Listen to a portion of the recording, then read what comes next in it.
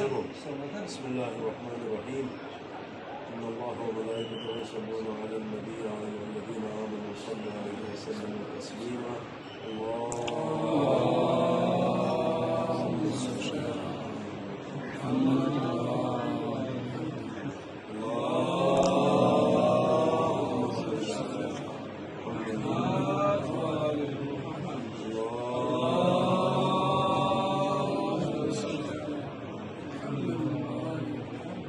اللهم ألبسه لباس العلم والتقوى ولباس الورع بحق حبيبك محمد وعليه الفاطمة والحسن والحسين وأئمة التسعة المعصومين من ذرية الحسين عليهم السلام برحمتك يا أرحم الراحمين.